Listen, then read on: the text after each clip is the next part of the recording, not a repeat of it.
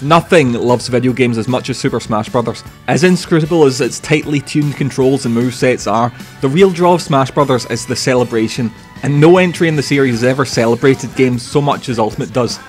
Every bit of its aesthetic, its characters, its setting is a celebration of video games. Ultimate knows how much we love all this stuff and goes the extra mile to make sure each fan of every wildly distinct property is completely satisfied. It's not just its massive character roster. Ultimate explores everything with ridiculous depth.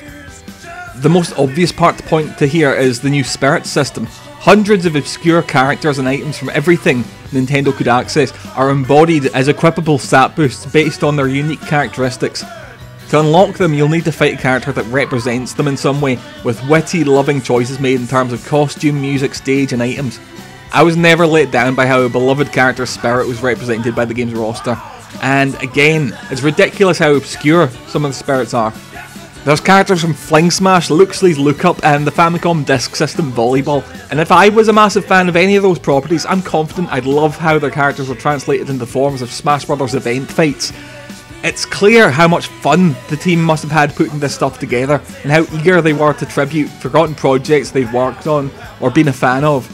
That's the thing with Ultimate. The fan service is so great you almost forget about the game itself. And the game's terrific. To me, Smash Bros. Is a very natural form for this big meet-up to take. It's a fighting game, yes, but you're not really thinking about hurting your opponents. You're just knocking them off the platform. There's a sense of innocence and fun to it, like a playground game. I'm very much of the opinion that Smash Bros. Is less Mortal Kombat and more Duck Duck Goose. It feels like the perfect way to make a game where Princess Daisy from Super Mario Land can high-kick Dracula.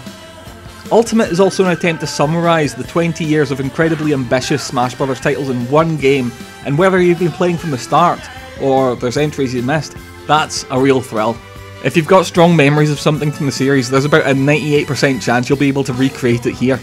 If you're not such a dedicated follower, you might get several games worth of content that's completely new to you. There's a lot to like about the arrangement. Here's something I didn't anticipate.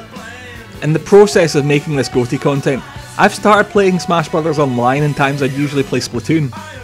I don't want to think it's replaced it, but it's now pretty common for me to end my nights with half an hour of Smash Bros. Online. It's just fun, and I'm actually interested in whether my player ranking is going up or down. I want to make sure I'm doing best with my favourite characters and bullying those I don't like.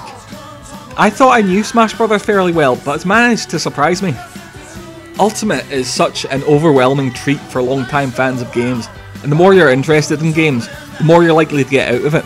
Being able to play as Inklings, Snake and Isabelle in one game is a really big deal for me. I couldn't ask for more. If Super Smash Bros. Ultimate was the last game ever made, I think I'd be okay with that. Where could you possibly go from here?